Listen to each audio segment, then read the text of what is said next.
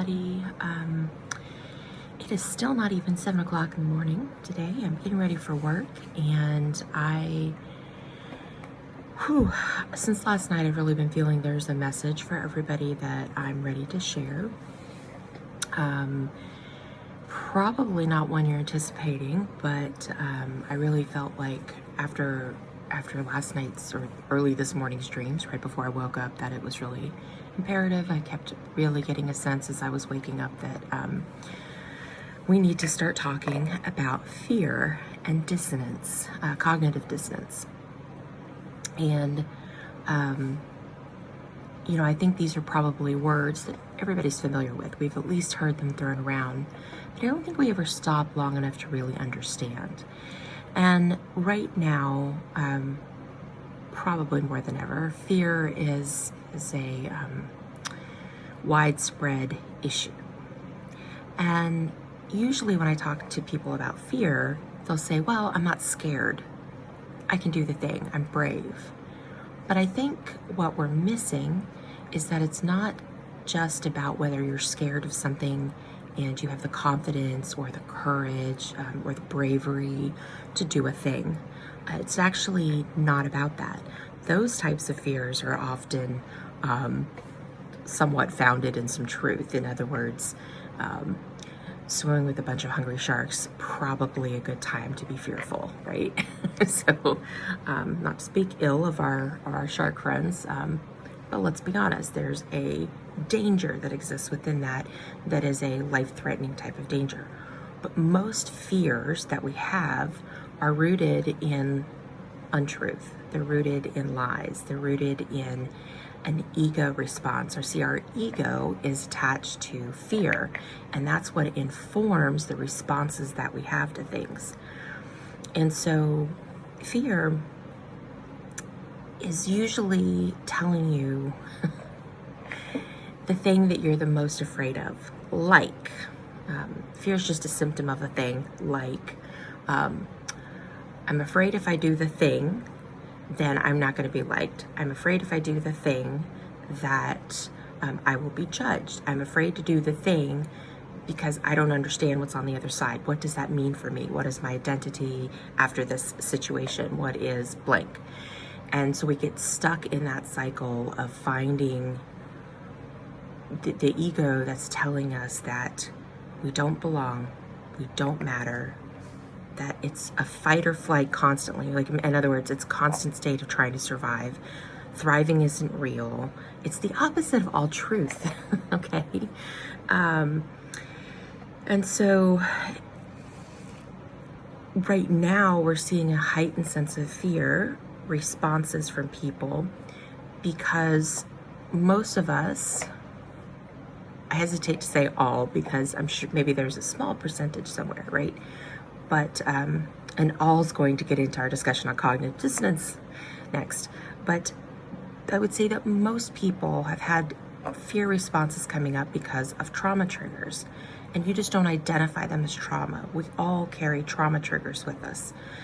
There are things that have happened since early childhood. There are things that simply is just saying, telling you that what you believe, hear, sense, or feel is untrue.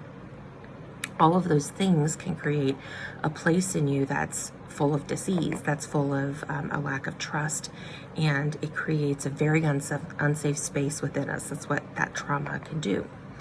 So fear right now is responding because there's so much uncertainty in the world. What's happening with the pandemic? Where will we go? What will it end up? How are we paying our rent? Where are we putting our kids in school? Are we homeschooling? Like, I don't really think there's anybody untouched by this right now in the measure of the breadth of uncertainty. The problem is your ability to ride with the uncertainty, because life is always uncertain. You just lived in an illusion that there's stability. Okay. So the other thing with fear that's coming up with uncertainty right now is, specifically in the United States, is we have, this really interesting time called an election season. And politics is not what I remember it ever being. See, I remember there being, we don't like that side, we don't like this side, because, they're whatever, they are opposed to our policy. But see, that's the thing. I remember discussions always being on policy and how we govern. And that's not what I've seen for the last, more than a decade at this point, I would say. And what it has become is a misplaced place to not talk about citizens and justice and policy and care for the other. It's become a place of it's them or it's us. It's become a cutthroat schoolyard of them versus us. And what I find is people's fear response is triggering without realizing it, because they're so heavily conditioned in it, that the minute something about them is phrased, that they jump into the us and repost or say things or get really ugly, and then the blaming starts, and it's this really heavy, dysfunctional, toxic energy that we allow ourselves to be in. And without separating from that and rising above it in order to take a look at what's happening, so that we can have some separation from it, enough to pull ourselves from that energy in a separation for a moment, to see that what is happening is fear, it is ego, it is this conditioned space of survival, of separation, and it lacks any measure of desiring unity.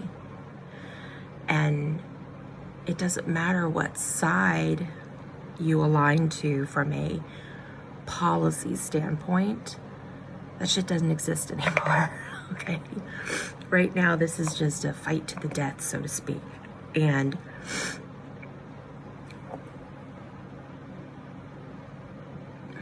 you need to step back and ask, because I don't see anybody roaming around right now really talking about actual unity. Care for self and care for others. Care for the community, care for the collective. If you're attaching any labels to the word unity, then you don't understand unity yet. But I have hope for you. We'll do unity in a different discussion. But today the challenge was we've got to start looking at where our fears are coming from. Why are they rising up? What can we do to address them? What does that mean inside of me? Has been no better season ever in recent history to sit down, have a pause, and do internal dialogue and find out where your fears are coming from. I think the other quick thing that I wanted to bring up this morning, again, based on just as I was waking up, was really this part about cognitive dissonance. Anybody who studied psychology or done a little bit of therapy work, if you scroll around Pinterest long enough, you'll even see graphics about it, some of which I may actually post in this video.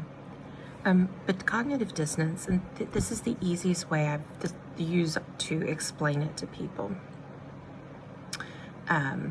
There's some more in-depth terms, but for simplicity's sake today, usually what I describe when I'm working with a coaching client as cognitive dissonance is you're making this separation between things, right?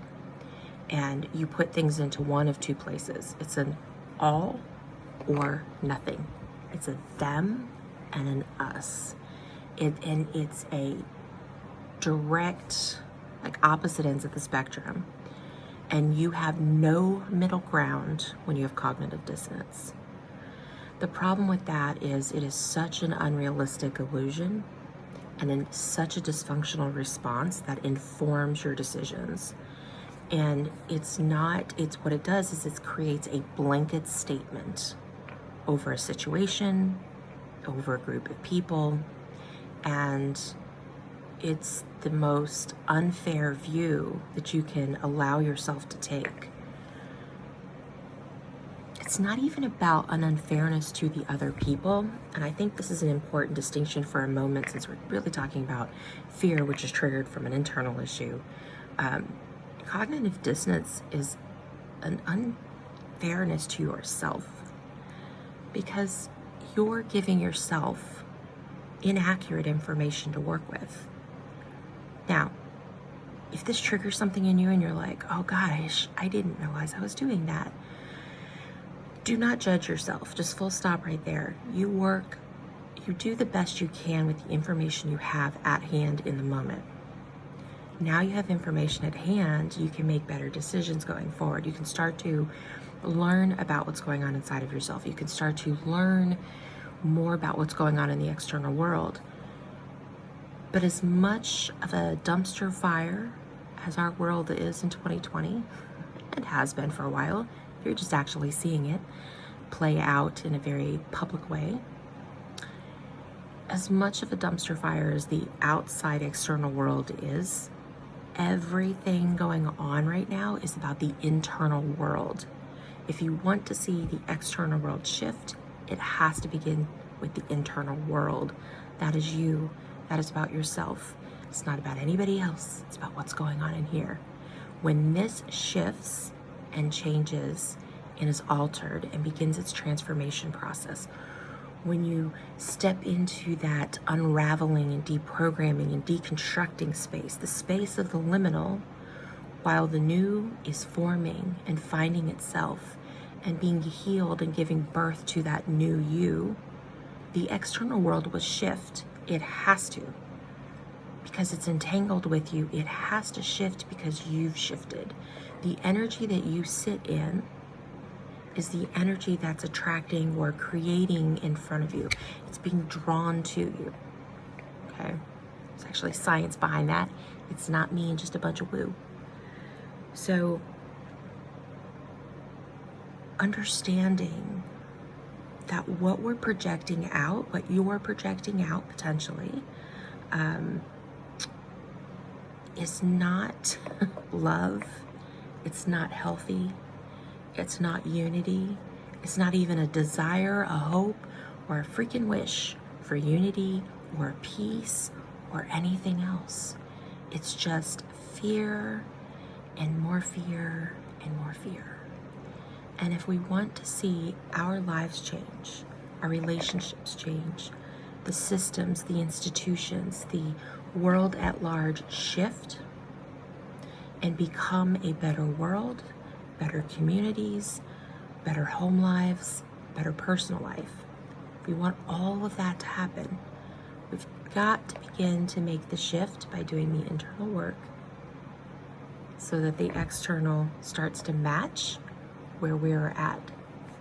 Some of you may immediately go, well, let me tell you, you know nothing about this because I'm listening to you. You clearly don't know me, you don't know my life, you don't know anything, and that stuff's not going to happen and change anytime soon.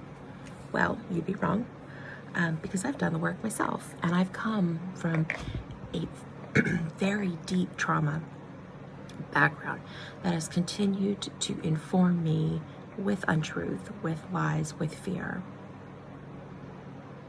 You know, just last week, I was still working through different trauma responses because as we work through something, we come back around and we see a new layer of it.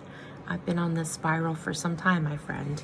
And so I can say with definitive certainty, having reached a certain vibrational space where I don't engage, feel, sense, or even see the dumpster fire happening, my external world has shifted because of that and become a place of abundant flow, of peace, of joy, contentment, gratitude, and abundance.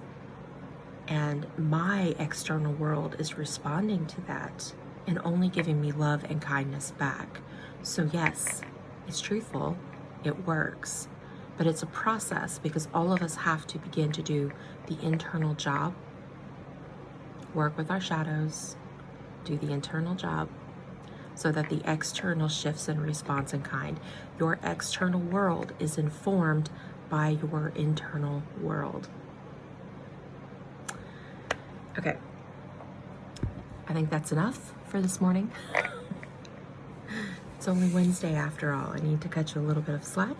And thank you guys. This is a new channel. I appreciate it if you would subscribe, hit the notification bell.